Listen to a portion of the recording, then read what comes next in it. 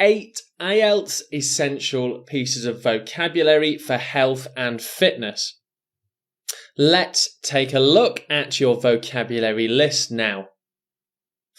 We have physique, nutrition, workout, diet, obesity, diagnosis, infection, and therapy.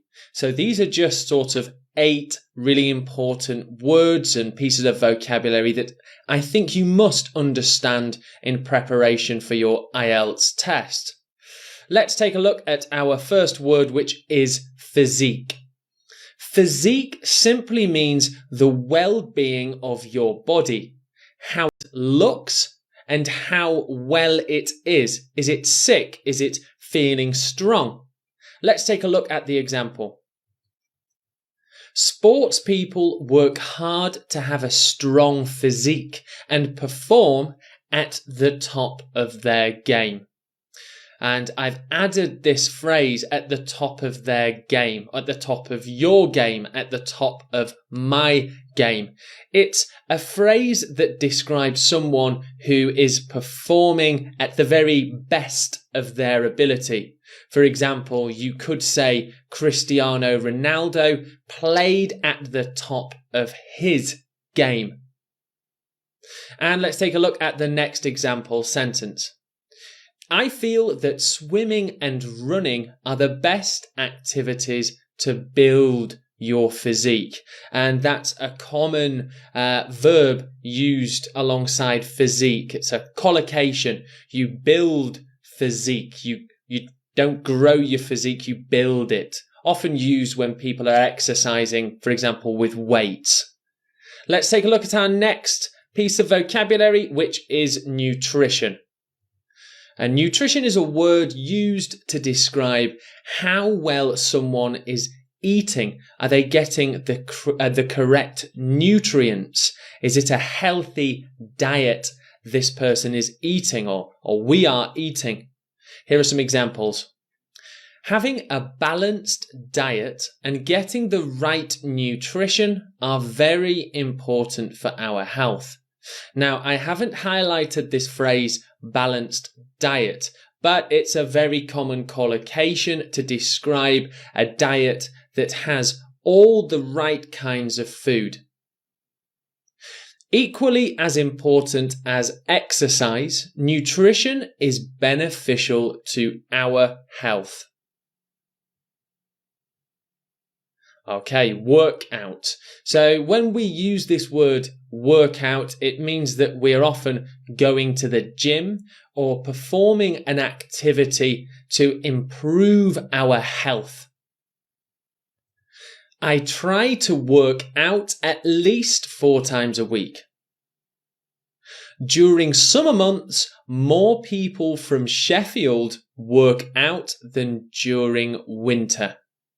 Work out, often used when people are talking about going to the gym. I'm going to go and work out. Diet. This very simply means what you are eating. You can have a bad diet and you can have a good diet. My brother has tried numerous diets, although none really worked for him. In this example, we are saying there are lots of different types of diets. Some diets are to lose weight. Some diets are to build muscle. Some diets are to build energy.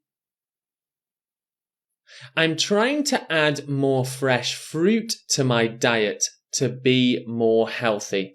Now, diet is a very common topic in media and in English and in IELTS as well. Obesity. Obesity is a problem that is a growing issue, especially in Western countries, where many people are very or highly overweight.